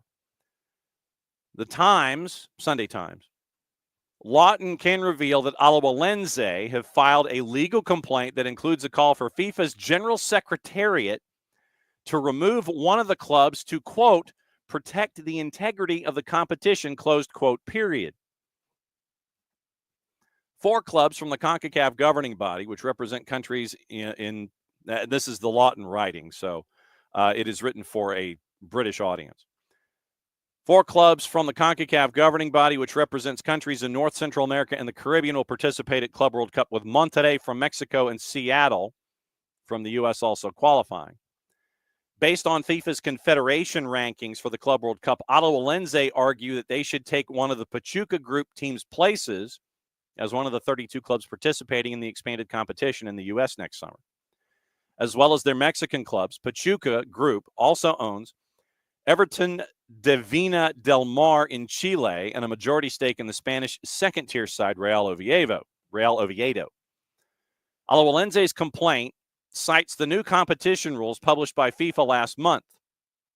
Specifically, Article 10.1, which states that no club participating may either directly or indirectly, 1, hold or deal in the securities or shares of any other club. 2, be a member of any other club. 3, be involved in any capacity whatsoever in the management, administration, and or sporting performance of any other club. 4, have any power whatsoever in the management, administration, and or sporting performance of any other club. Lawton continues, the regulations also state that no one can be, quote, simultaneously involved, either directly or indirectly, in any capacity whatsoever, in the management, administration, and or sporting performance of more than one club, closed quote, period. Remember our discussion about the Oxford comma last week. Seeing closed quote, period is driving me crazy. Additionally, quote, FIFA guidelines. No individual or legal entity may have control or influence over more than one club participating in the competition or be able to exercise by any means a decisive influence in the decision-making of the club, closed quote, period. Lawton continues, should 2 or more clubs fail to reach these criteria, the regulations say the FIFA General Secretariat would decide which club would be admitted and how the club who drop out would be replaced. Alawalense sitting there waving at themselves and pointing at themselves with the finger going, yo, brah, it's us. That decision would be based on club rankings and the quota for each confederation or member association. Mexican teams have won 3 of the past 4 Champions Cups, which we used to know as the CONCACAF Champions League, CCL. So the Triple C, Hemispheric Extravaganza, Monterrey won it in 2021, superseded the rule limiting participation to 2 clubs per country. Alajuelense are 15th in the rankings, but believe they should be included given that the other 14 teams above them are either American or Mexican. They play in the Costa Rican Primera. We know about our friends at Alajuelense from CONCACAF Champions League and CONCACAF Champions Cup. Won numerous league titles, but the prize money apparently on offer next summer may be transformative for a club of their stature. FIFA met the European Clubs Association Tuesday with potential figures discussed. The Times understands there could be more than £500 million on offer, evenly distributed between the 32 teams in appearance money alone. Alajuelense also say in their complaint that if one of the Pachuca Group teams is removed and they were not given a place at the Club World Cup, the decision could be challenged via the FIFA Appeals Committee before the Independent Court of Arbitration for Sport in Lausanne. FIFA had been criticized for their decision to give a place to Messi and friends as a host nation team after they finished top of the MLS table in the regular season, knocked out in the first round of the playoffs. Players' unions have also been critical of the competition for the extra physical and mental demands being placed on the game's biggest stars. FIFA declined to comment, but this week responded to criticism about the lack of a broadcast partner and the decision to include Messi and friends by stating, quote, FIFA is confident that the strength and interest in the tournament is high. The vested interest of others afraid of its success means that they're trying to actively undermine it by dropping to the disappointing level of challenging whether the winner of a domestic league structure should rightfully qualify or not. Period. Closed quote. Club World Cup draw takes place December 5. The tournament itself, June 15 to July 13 next year. So, Martin Ziegler once again mentioned last week that Messi and friends are going to be among the top seeds in the Club World Cup. The team may take the Premier A1 slot in the tournament next summer. In previous FIFA competitions, such as World Cups, that team has been included among the top seeds and have opened the tournament. FIFA confirmed Inter Miami is going to open the tournament. You remember when Gianni Infantino, the last day of the regular season, was in the erector set, took the microphone, announced that the first match was going to be at Hard Rock, and that they are in the Club World Cup, despite apparently the angst and counter-angst of Don Garber in Major League Soccer, who wanted somebody else. But Gianni Infantino said, today, I feel Messi, with an I. So once again, host country place will not go to whichever team is MLS Cup champs. Gianni Infantino had announced that Messi and friends would take that slot once again after getting Supporter Shield. FIFA had not previously disclosed the qualification criteria for the host nation slot before Infantino's surprise announcement. But I mean, come on. Actually, we'll circle back to the come on. It's believed FIFA wanted to be sure of Messi's involvement to attract sponsors and TV companies. The governing body is yet to announce who has the broadcast rights for the tournament. Didn't want to take the risk that Messi and friends would not be MLS Cup champs. Tournament regulations for the Club World Cup state the seeding will be decided by the, quote, FIFA Council or the relevant committee, which will divide the teams into groups by seeding and drawing lots in public at the draw while taking sporting and geographical factors into consideration as far as possible, closed quote, period. Martin Ziegler said FIFA has not responded as to why it had not previously announced the qualification criteria for the MLS team, but said the regulations were unanimously approved by FIFA's council last month. However, none of the FIFA council members were made aware of the administration's decision to give Messi and friends the host nation's place until Infantino made his public announcement. I mean, if you're on the FIFA council, let's think about this for a second. You kind of sit there and you make rules.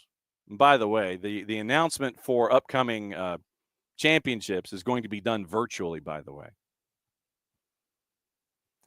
Going to be done virtually. So that way you don't have any kind of a public hue and cry or journalists asking questions. But yes, you end up with now, and I mean, think about it seriously. For a second, just think about it. If you were FIFA, morning, Harry. If you were FIFA and you have a tournament where the best clubs from around this or any other planet, although I do not know if any other planet has a club that is going to be in the Club World Cup at the moment. No club from, say, Neptune is taking the route that Alajuelense is taking. If you were FIFA, think about this for half a second. If you were FIFA and you tried to figure out the best way to have this expanded tournament be an expanded tournament, who are you including in this tournament? You are including Messi and friends. It is a no-brainer. It is an absolute no-brainer. Absolute no-brainer. Not a shock, not a surprise that Team 32, that was the wild card status, the host nation wild card, was going to go to anyone but Messi and friends. I know that a lot of us were sitting there saying, okay, well, if they won, it was going to be a fait accompli anyway. But no offense meant to any of the other teams that we've discussed this morning. You win MLS Cup, if you're Gianni Infantino,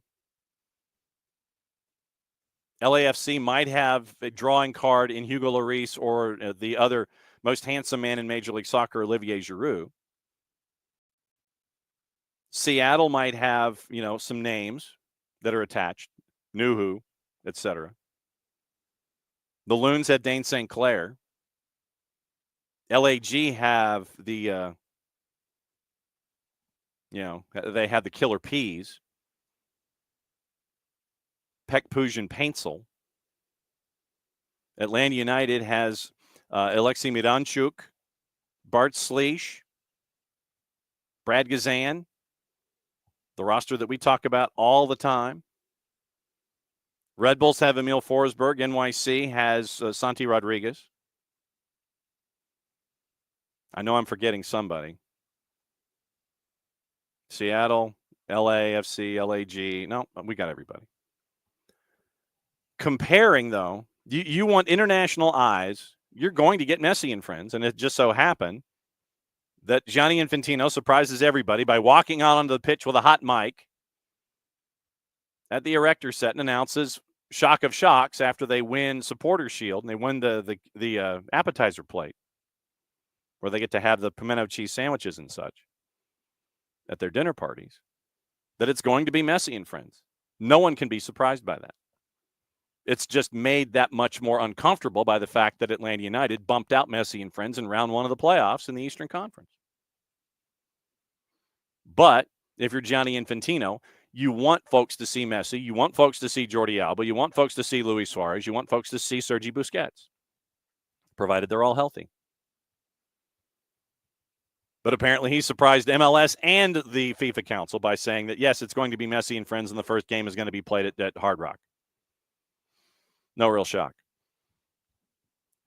Breaking news from Harry. Tommy Scoops is reporting that New Mexico United head coach Eric Quill is going to FC Dallas. That had been kind of thought geographically to make the most sense.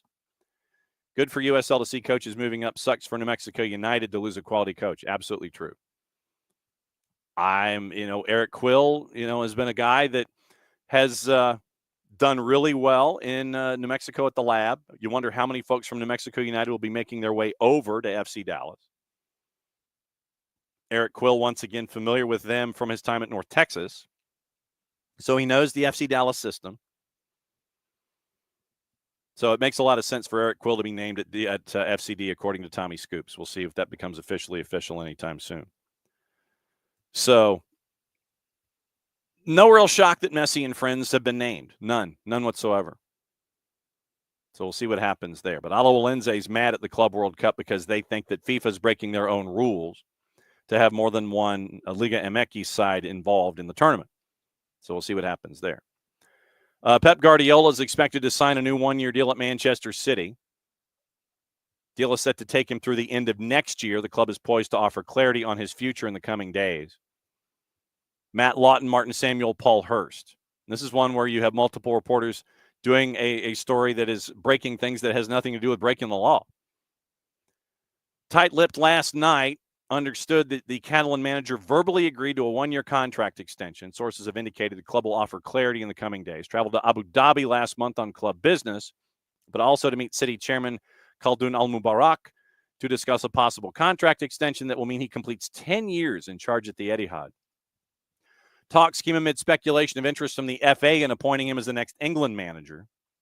City manager sounded out over his interest in replacing Gareth Southgate, but the FA were not given sufficient encouragement and chose Thomas Tuchel instead.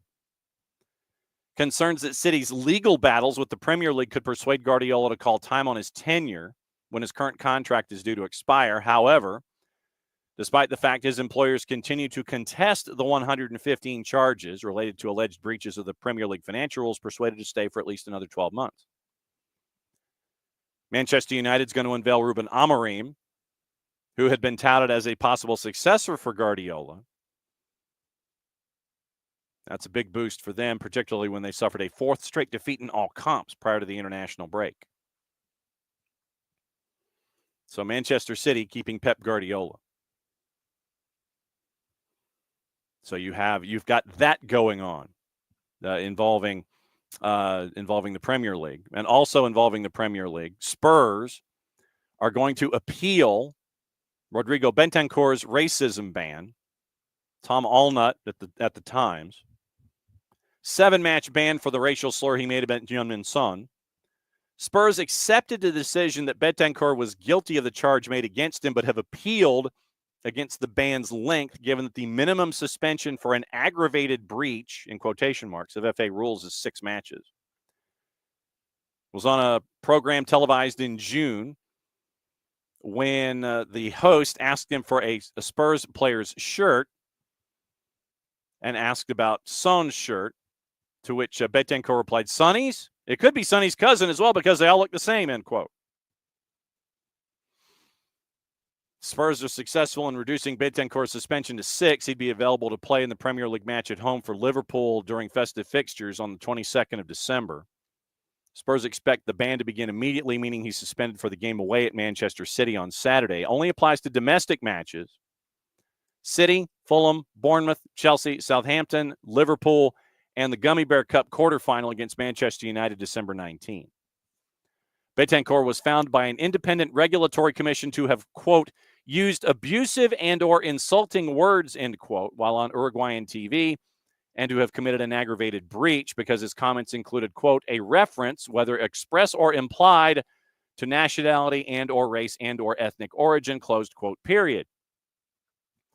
Fined £100,000, ordered to attend a mandatory face-to-face education program provided by the FA before March 11. When explaining the 7-game suspension, the Independent Regulatory Commission said an aggravated breach requires a ban of 6 to 12.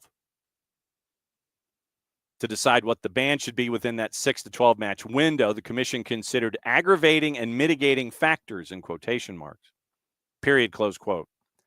Bentancur's aggravating factors included the fact he is, quote, a high-profile international footballer, and that, quote, it was reasonably foreseeable that the remarks would be widely distributed via posts and reposts on the internet, close quote, period. This is just confusing me now. The period, close quote, and the close quote, period. The mitigating factors listed were Bentancur's lack of previous offenses, the fact he did not intend to cause offense, that he initially showed remorse for his actions, and that he did not post or repost the comments himself.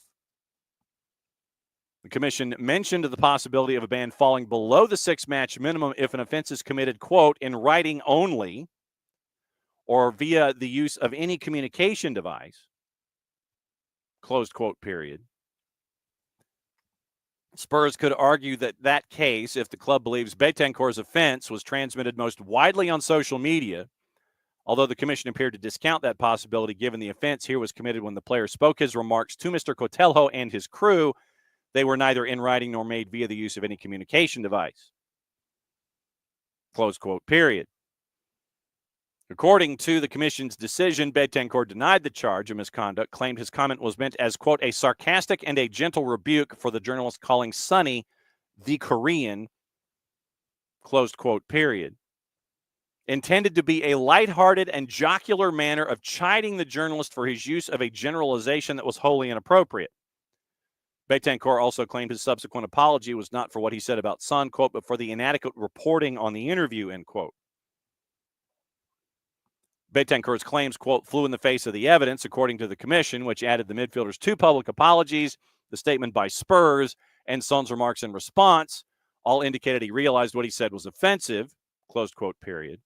They said that Betancourt's attempts to twist his apologies were also not to his credit and undermined that initial commendable reaction. Bans for racism in English football. Remember, we talked about John Yems, the Crawley Town manager, toward his own players. 3 years extended from 18 months on appeal. So basically, he appealed, lost, and they expanded it. Luis Suarez against Patrice Evra back in 2011. Kiko Casilla for Leeds against Charlton's Jonathan Lecco. 2019, Forestieri for Sheffield Wednesday against Manfield's Christian Pierce. John Terry in 2012 against QPR's Anton Ferdinand and Bernardo Silva, 1 game. Used a comparison deemed as racist in a tweet to his friend and teammate Benjamin Mendy. So, lesson learned, people, until it's not. So that's your stupidity down here, I guess, for this morning. I guess we have to reset the clock when it comes to all of the activity that's attached to. Yeesh. Yes, exactly. And apparently, according to our friends at The Guardian, Jamie Jackson, we mentioned the Guardiola contract. The deal is not voided if City are demoted. There is no relegation break clause in Pep Guardiola's new deal. If the club is relegated from the Premier League if they're found guilty of financial wrongdoing by an independent commission, there does not contain a break clause if the club is relegated. Guardiola's agreed to fresh terms with the club, extending the tenure. Understood he does not have an agreement that he can walk away before then, should City lose their top flight status. 6 Premier League titles, 2 FA Cups, 4 League Cups, Champions League, and the Club World Cup since taking charge of 2016. So if they lose the case, there is no, oh, by the way, you're relegated and I'm out. That doesn't happen. That does not happen. So keep an eye on that once again as we continue to keep an eye on the Manchester City case and see what's going on. Look at everything else this morning. We've got gossip, rumor, and innuendo, what to watch, where to watch, how to watch it. You want to talk stupidity down here? Chelsea's denouncing online abuse aimed at Sam Kerr and Christy Mewis after they announced their baby news. Unacceptable and hateful messages on social media. Manager Sonia Bonpastor hit out at crazy reactions. Unacceptable and hateful messages Chelsea responded to on social media. Bonpastor speaking before Wednesday's Women's Champions League fixture at home to Celtic. I just want to support Sam. We fully support her. This is just unacceptable to have these kinds of comments, especially in our world in 2024. It's crazy for me to understand how people can react like this. But I just want to focus on the positives and give all my support to Sam and Christy. Tell them we're really proud and really happy for them as a mom, having the opportunity to become a mom. It's the best news you can have in your life, so I just want to focus on that. So, cycling everything back to zero. Abby is like, New Mexico can get Greg Berhalter. Reminder, by the way, that Abby has her seats. 2 seats at cost, upper deck at Inter & Co. Section 107, row F, because she got better seats. She's in the lower bowl in Middle Florida on the weekend. 10 section, row F, Abby is looking for someone to pick them up at cost. What she paid is what she's looking for. So circle back with Abby and let her know what's on your mind. Hey, I'm interested in the tickets. I'm interested in coming to Middle Florida. There you go. So pair up with Abby. And remember, Abby also mentioned that if you're in a supporters group, look for an intake form. Fill it out when you get it if you're going for security purposes. It's going to go out later today after the travel committee meeting with the Purple team this afternoon. Sean wants to know if we can fly back Saba and Miranchuk back in a MiG. I don't know if the MiG could make it. And there might be certain airspaces that might be frowned upon if that MiG was to have them both in it. Sean also saying if we don't give up an early goal against the Purple team, we can take this one too. Sean thinks we got away with it with that due to Messi and friends' lack of defense. I think the Purple team will be able to sustain the lead better.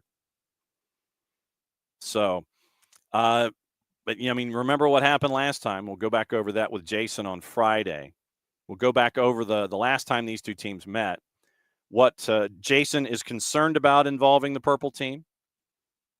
We mentioned with Tyler the international break and the international window and getting everybody back. There were only 3 players, I believe, for the Purple team that had to go out on international duty compared to 7 for Atlanta United in various forms and functions. Whether it was like Luke Brennan for the U20s or if it was Alexei Miranchuk in Nations League, Saba in Nations League, Luis Abram in CONMEBOL. We got to go over those results from last night too and let you know where everything stands. So 7 returning for Atlanta United. Doug Robertson had mentioned some were back, some were not. Bart Sleesh had returned. Saba is not back yet.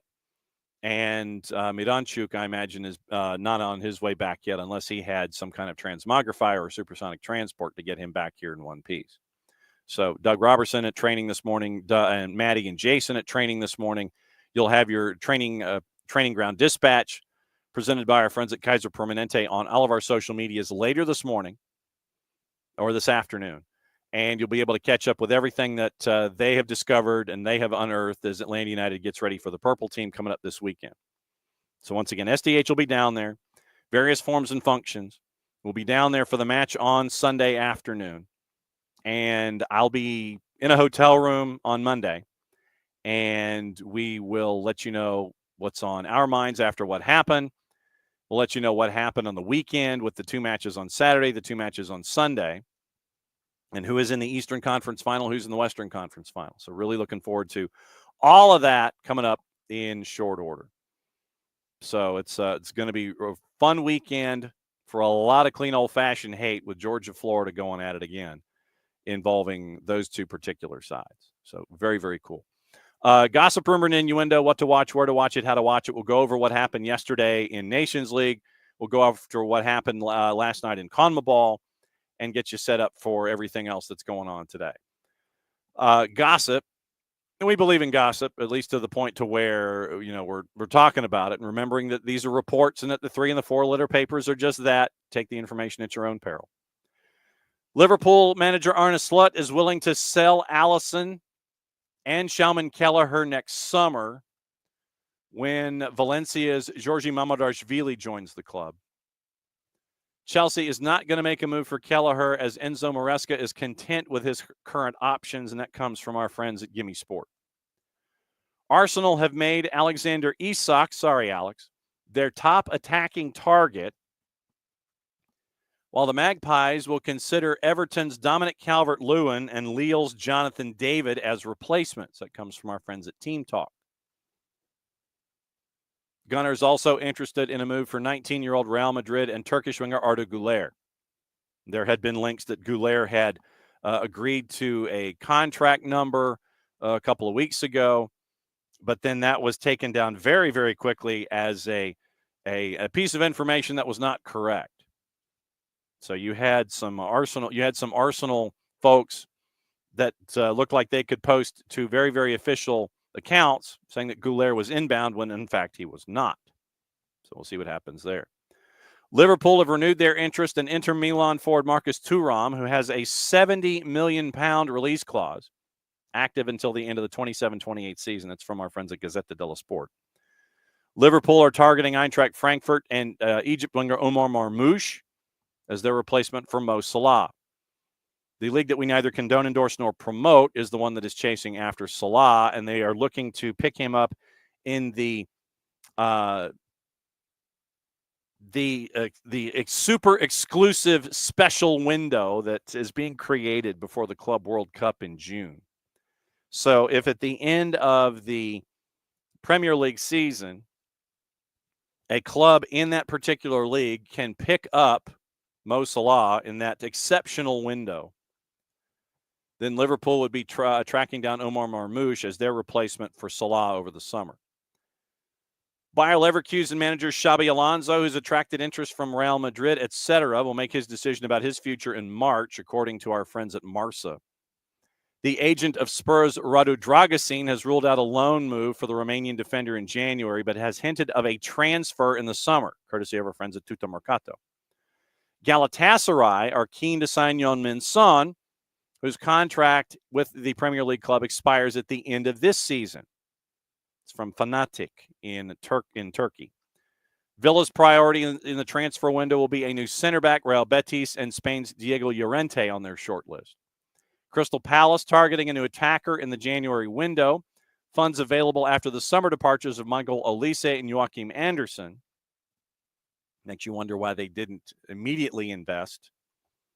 And that Crystal Palace is having the problems that they are offensively. And Oliver Glasner is one of the individuals right now currently that might have a short career dissipation window in the Premier League. We'll go over those standings, too, at the end of this. Manchester City exploring a move for RB Leipzig and France center back Castello Luqueba as they look to revamp their defense. Newcastle eyeing a move for 17-year-old Sporting and Portugal winger Giovanni Kenda.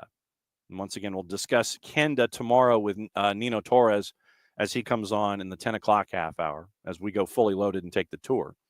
But Kenda also is being sought after by Manchester United and Chelsea. That comes from our friends once again at Gimme Sport.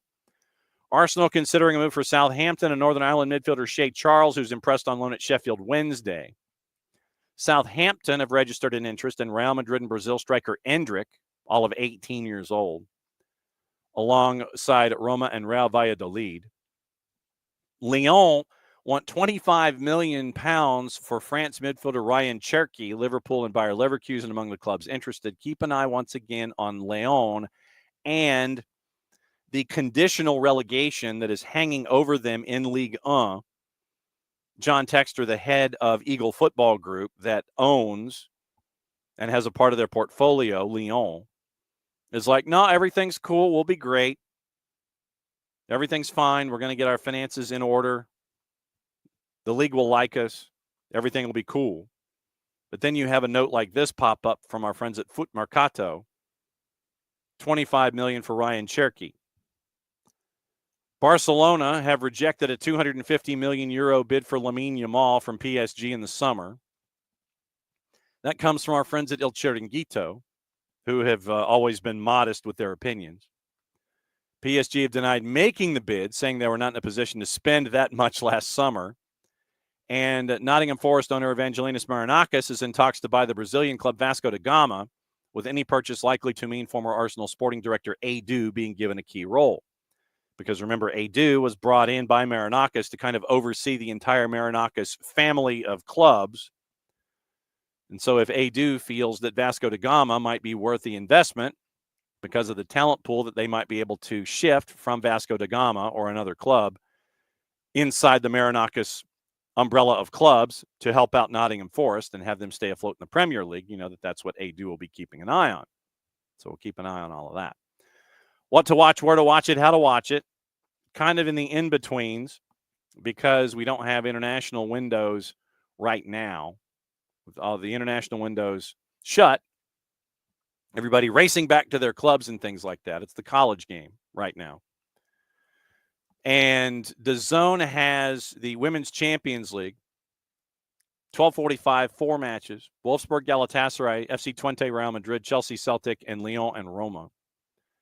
Paramount Plus has the Argentine Primera, 3 matchups on Paramount Plus. Newell's and Central Cordoba at 3. Vélez Sarsfield and Lanús at 5:15. Lanús, by the way, locking up their transfer of Marcelino Moreno for $2 million the other day. Boca Juniors and Union Santa Fe at 7:30. Peacock has the Super League on the USL side of things, Dallas and Spokane. That's at 8 o'clock tonight. Also, you've got college soccer. And remember, we're going to be catching up with folks. Nothing today. You've got a lot of Division I men's action in the first round. Junior college semifinals are tomorrow. Junior college women's semifinals tomorrow as well. All of that action. NCAA first round, Division I, men's semifinals in the junior college, women's semifinals. That is on ESPN+. All of that's on ESPN+. So yesterday, World Cup qualifying from our friends in CONMEBOL. Busy day. Lautaro Martinez, Argentina get a 1-0 win over Peru. We'll talk to Nino about that tomorrow as well. Brazil held to a 1-1 draw at home to Uruguay in World Cup qualifying. Argentina remains on top of the CONMEBOL standings. Scaloni had the moment of magic from Lautaro Martinez at La Bombonera. Argentina's 8th win from 12 leaves it on 25 points at the top of the standings, 5 points ahead of Uruguay, earning a valuable point at Brazil. By the way, Pedro Galese was in net in this one in the matchup against Argentina. So Galese is having to return from CONMEBOL to be ready this weekend for Atlanta United and the Purple Team. Brazil was in Salvador, fell behind to a finish from Valverde in the 55th. In the 62nd, they equalized. Garrison smashes home a volley to tie it at 1. Martinelli went close to a winner. Save from Rocher. The draw leaves Brazil 5th on 18 points, a point behind Colombia, who lost 1-0 to Ecuador in Barranquilla. And Valencia scored in the 7th minute, breaking away from 3 Colombian defenders. Jean Cordoba missed an opportunity to level the match after being set up by Hamas. Cordoba central to the 34th minute incident that left Ecuador short-handed the rest of the match. The referee ruled that Piero Hincapi had tripped Galindez. Despite lengthy appeals and a VAR review, the decision stood. Paraguay gets a 2-2 draw with Bolivia, the home side going ahead in the 15th minute on a goal from Vaca. Miguel Almiron, you might remember him, leveled for Paraguay in the 71st. Bolivia in the 80th, Tercero's penalty. Gomez brings down Lucas Chavez in the box. Both benches involved in the protests. Bolivian sub Terrazas and Diego Gomez, both shown red cards. Paraguay grabbed a point in stoppage time. Enciso scored from 20 out. Chile chasing after one of the spots, 4-2 thrashing of Venezuela. Vamos, Venezuela! So once again, checking the standings when it comes to CONMEBOL and what you're looking at. It'd be nice if you could have the CONMEBOL standings handy. This is what happens when juice boxes sit there and they decide to, we're not gonna post anything up to date. 12 matches. Argentina's on top with 25 points, 8-1-3. Uruguay's at 20 points. Ecuador's at 19.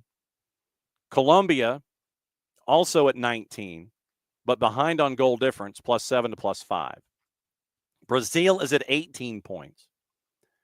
6th is Paraguay at 17. 6 automatically qualify for the 26 World Cup. The 7 spot right now is Bolivia, and they would be in the play-in round against a team from Oceania. Bolivia right now in 7th, 13 points. Venezuela's in 12 points in 8th. Chile is at 9 points in 9th. Peru at 1-4-7 right now is 10th right now in CONMEBOL. So that's your CONMEBOL qualifying after what happened yesterday. So that is that's what you're staring at when it comes to CONMEBOL qualifying. Mexico, once again, we mentioned them fighting back. They were down 2-0. They scored once at the end of the first half to make it 2-1, then just came storming back in the second half to win 4-0 on the night, 4-2 in the aggregate. So your semifinals, USA, Panama, Mexico, and Canada.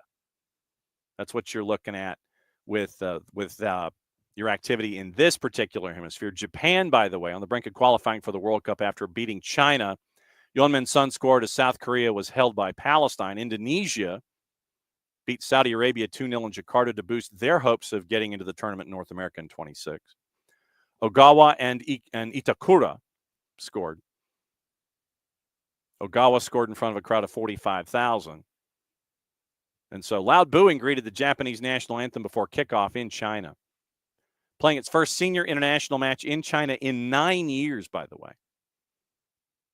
Heavy police presence outside the Xiamen Egret Stadium. 750 Japan fans is expected to be in attendance. 5 wins and a draw in Asian qualifying Group C, within touching distance of the World Cup. Rest of the group tightly packed. 1 point separating Australia in second to China in sixth. Top 2 teams in each of the 3 groups reach the World Cup in 26. Finishing third and fourth go through a further round of qualifying. Right now, Group A, Iran and Uzbekistan. 3 points clear the UAE. Qatar is at 7 points, Kyrgyzstan at 3, and North Korea is at 2. Group B, South Korea, Iraq, 14 points and 11. Jordan, Oman, Kuwait, and Palestine wrap up Group B. Group C, Japan has 16 points. They are far and away. Australia, 7 points. Indonesia, 6. Saudi Arabia, 6. Bahrain, 6. China, 6. Literally 1 point separating 2 from 6 in Group C. Top 2 teams advance to the World Cup. Next 2 in each group advance to the 4th round in Asia. So that's where that is this morning. Once again, other notes from the Children's Healthcare of Atlanta training ground as we get you ready for what's going on with Atlanta United and the Purple team. Just recapping the notes from this morning. Saba, Luisa Brom, not yet back from international duty, and they are not at practice this morning. Georgia and Peru played yesterday. That's right. We got to go over what happened in Nations League. Gregerson returned to Atlanta playing in Norway. Luke Brennan returned from the U20s, and that's where we are, as well as Bart Sleesh returning from his play in Poland. Yesterday in Europe, with UEFA Nations League action. Now, let me see if I can go back into the juice boxes and look and see there, or if I'm going to have to do yet another end run and see if I can figure out how to see what's going on. UEFA Nations League standings. So here we go. Since the juice boxes won't give it to me, since the matchups are done. Okay, so scrolling down, you got to love this. Okay, so Nations League. You click on it. I need standings. I need groups. Accept all cookies, of course. I don't care about global sponsors. All right, so Group A, this is League A. Portugal far and ahead of everybody. Remember, the top 2 teams qualify. Portugal, Croatia. Croatia right now a point ahead of Scotland. Portugal far and away with 6 matches played. 14 points. France and Italy, they advance. Identical records, identical points. France had 1 goal better in goal difference. Belgium, a disappointing third, 1-1-4, by the way. Group A3, Germany and Netherlands, 1-2. Hungary ends up being third. Bosnia-Herzegovina, with their last draw, ends up being 4th in the group. A4, Spain and Denmark advance. Spain, 5-1-0.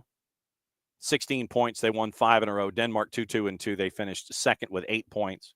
Serbia, Switzerland do not advance further along in the tournament. League B, and as I continue to go down, we get to tease what's happening tomorrow. Czechia advances out of Group B, 11 points to 8. Georgia, by the way, 2-1-3. They won their last match out of the group. And so Georgia with 6 matches. The last match they had, Czechia beat Georgia 2-1. So last match on the board. So Georgia 2-1-3. They finished third in the group. Czechia won Group B 1. England wins Group B 2 on goal difference. They were 6 better than Greece. 5-0-1 both sides. B3, Norway advances 13 points in the group over Austria. Wales advances over Turkey in B4. That gets them up into Group A. League C. Like I said, I am getting to the reason why I'm going through all these standings. Sweden advances. Romania advances. Northern Ireland advances in their group. North Macedonia advances in their group, in Group C, over Armenia, the Faroe Islands, and Latvia, which gets us to League D.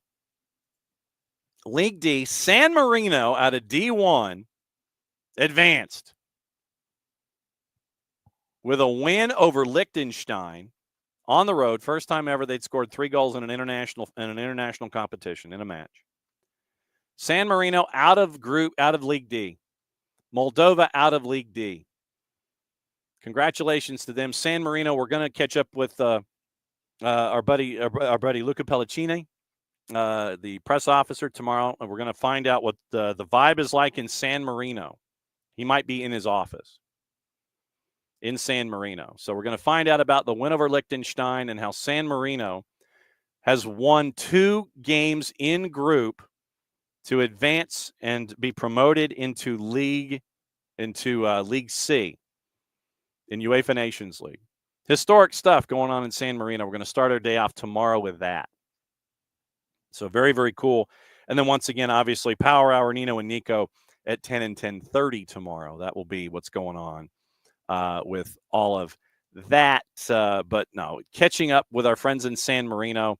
It's a story that really, everybody's saying it's a shock promotion for FIFA's lowest ranked side, 210th in the world.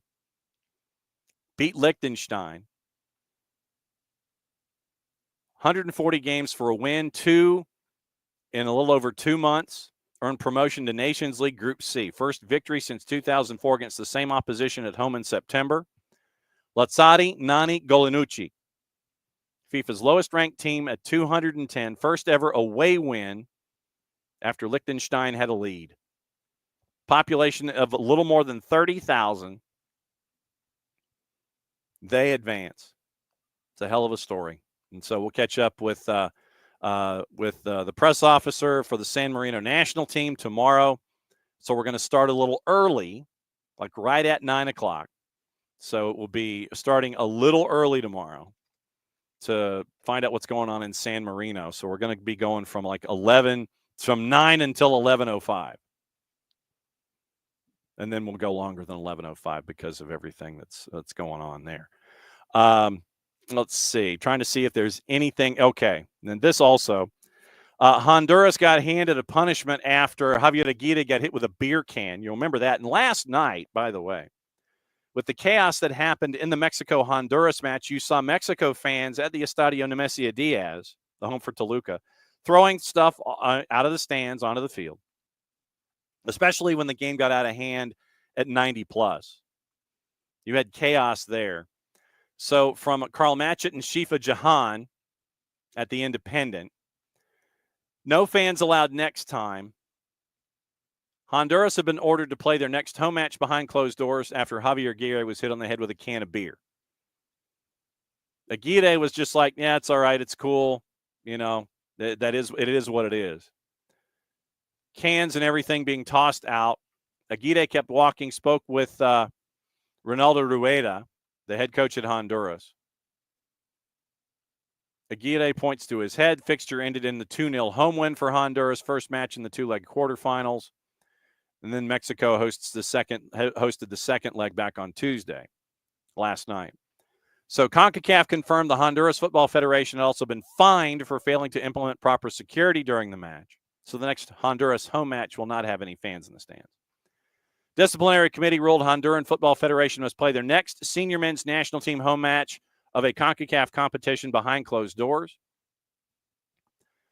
Goal.com had reported a statement from the Honduran Federation laid blame for escalated tensions at the feet of Aguirre and his staff.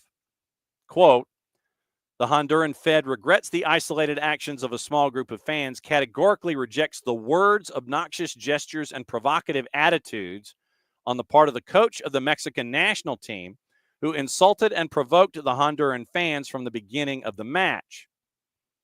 CONCACAF committee has opened a separate case investigating Aguirre's conduct during the home match. Next home fixture would have no fans in place. World Cup qualifier against Antigua and Barbuda scheduled for June. So if you're looking to go to that match in June, you'll have to look at it from the outside. So you can go, you just won't be able to go in. So you have that happening this morning. So let me double check and see if there's anything that we missed on the way out the door.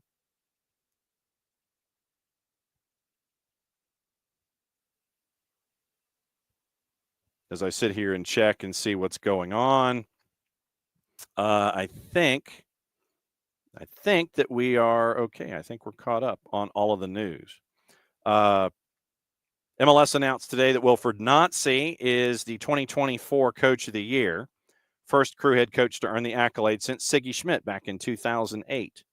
Max and Dunny, by the way, are going to call Sunday's Atlanta United Purple Team match for Apple. And Al Ettifaq is brought in Michael Beal to help out Steven Gerrard, understanding no current plans to replace sporting director Mark Allen. And Ettifaq's football committee collectively assuming the role led by Hatim Al-Misahal, who was the driving force behind hiring Steven Gerrard. So you have all of that going on. So a new training ground dispatch coming later today, once again with Maddie and Jason, letting you know what's going on as everybody's getting ready for Atlanta United and the Purple Team. So busy show tomorrow. Once again, thanks for dropping by, as you always do. Thanks to Tyler for coming by in hour number 1. Dylan Butler is in championships. And so if you want to go to Varsity Media, find out what's going on, go through the NFHS network. You can watch and see what's going on with Dylan up in the Northeast. He'll be back with us hopefully next week. Marion Crowder chasing after everything in the college ranks and in the USL Super League. So Marion, traditionally, she's busy as well and trying to catch her sometimes. Is like trying to catch Marion when she played. Always kind of tough. But tomorrow back at it, 9 o'clock, we're going to find out about San Marino. Nino and Nico in the Power Hour in hour number 2, and you guys as well. So as always, thanks for dropping by, and thanks for being a part of the discussions, and thanks for being a part of everything. Abby's 2 tickets are still in play, as far as I know, and I kept the note up on purpose. Kept the note up on purpose. 2 seats at cost. Abby, section 107, row F, because she got better seats. Still available, according to Abby. So you can catch up with Abby. Abby's just looking for cost to recoup her investment. 2 seats, section 107, row F. And you can join us all down in Central Florida on the weekend as Atlanta United takes on the Purple Team. So that's another go-round here at SDH. As always, thanks for dropping by, as you always do. We'll be back at it again on Thursday in a little less than 22 since we've cleared 11 o'clock. Play it safe, everybody. Mucha plata, y'all. Thanks for hanging out with us for a Wall Pass Wednesday. Don't forget, Scarves in Spikes tonight with Tyler and Sydney and Tommy. And I don't know if Tommy's going to be sober or not, but we'll certainly find out as they get ready to discuss Atlanta United and the Purple Team as well. Back at it tomorrow, 9 o'clock, to let you know what's going on in San Marino. Play it safe, everybody. Mucha plata, y'all. Since it's the end of the show, that means I get to do